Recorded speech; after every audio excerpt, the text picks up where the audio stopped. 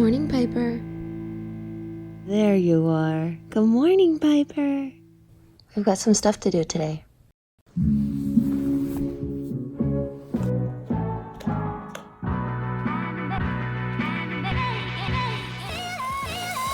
Welcome to another episode of DIY DIY, and today we are making a headboard with sound foam and French cleats. What's a French cleat, you ask? Well, why don't you stick around and find out?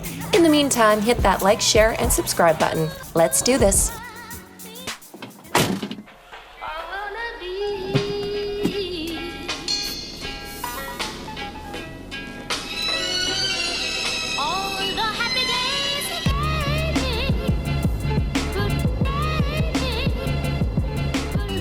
All right, folks, this is what we're looking for, and look at that. It's $300. I'm going to show you how to recreate something like this for under $50. First up, Home Depot, my favorite. Now that we're in adult playland, I will grab myself a 36 by 60 inch ye old chunk of ply. What a nice gentleman. Look at him cutting the wood for me. Can't hide from me, French cleats. Found you. God, I love this place. Trying to fit a large piece of plywood into the back of a Mini Cooper is about as crazy as a soup sandwich. And yes, that's a vacuum cord holding my hatch closed. Don't hate, just appreciate. Piper, aka Senorita Fuzzy Butt. Reminder, these are the things that you require. French cleat, wall anchors, plywood, your chosen fabric, and stuffing! We got tools of mass construction, yo. Introducing my Ryobi drill and the Upholstery Staple Gun. I highly suggest no one sneaking up on me because I got an itchy trigger finger.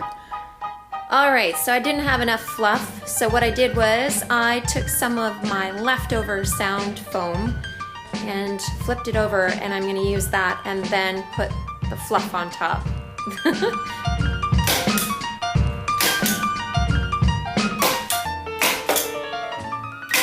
Make sure to leave a foot of space at the bottom of your headboard so it can slide directly behind your mattress and look like it's attached to your bed frame. We go again. Hey, look. Here we go again.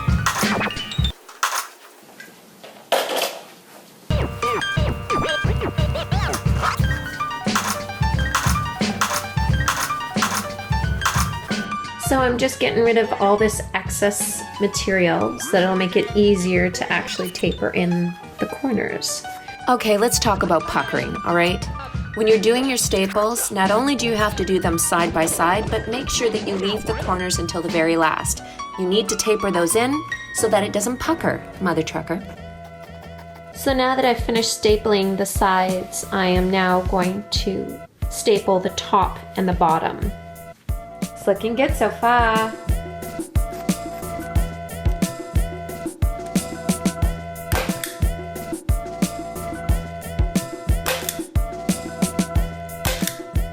These corners need to be your best friend. Cut off the excess fabric and pull tight, okay?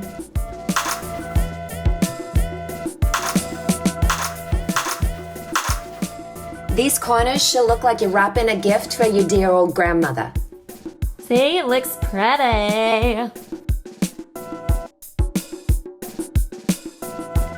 Okay, so we're on to some of the last bits and pieces for this, which is super exciting. This is my favorite part, the reveal. Basically what I'm working on right now is just going around the back of the headboard after I've wrapped it with both my material and my stuffing. I'm just making sure that I've got everything cleaned up so that the actual headboard can be fully flush up against the wall.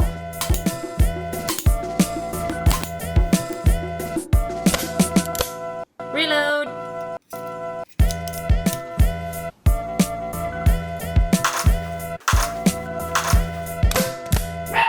Hey, do you mind? All production must stop because this fuzzball needs to go for a walk. Is that true? Why are you so cute?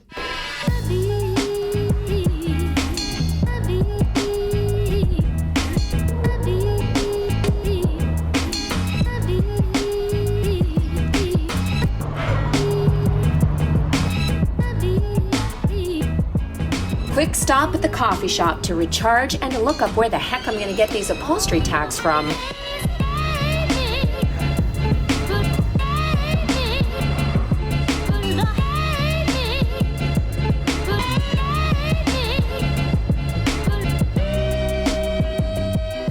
This place is like a maze.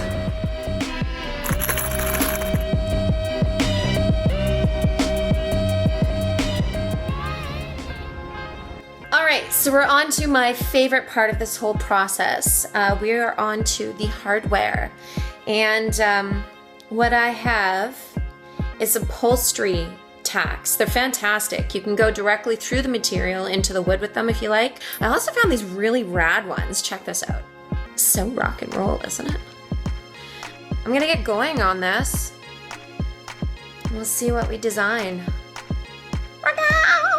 So what I have done is I have taken some tape and put it directly on the material. Masking tape is perfect because of the fact that the glue doesn't stick, so it comes off fairly easily. What I've done is I've marked out just 2.5 inches from my edge to this border, and then every inch for where the tack is actually going to be.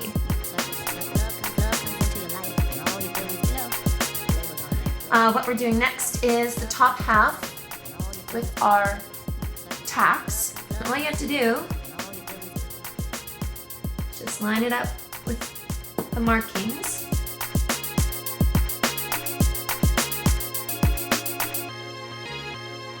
All right, this is really starting to look sexy. Ta-da! Look at that sexy beast. Rock and roll and sexy.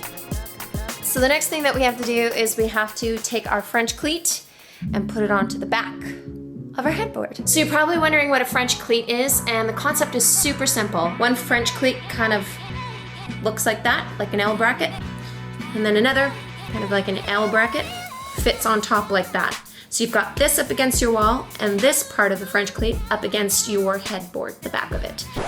Yeah, that's the worst description ever. Just watch, okay? These puppies can actually hold up to 60 pounds. So I'm using 2 of them on either side. And the great thing is it's got the leveler right inside there. French cleat! I don't know why I just made that noise. All right, this is what goes onto the back of the headboard. And this is what actually goes onto the wall. And that is your leveler, which just actually slides right into there.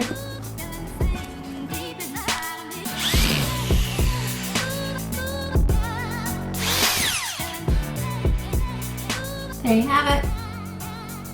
All right, because I like to work smart and not hard, what I've done is I've placed my headboard on my box spring.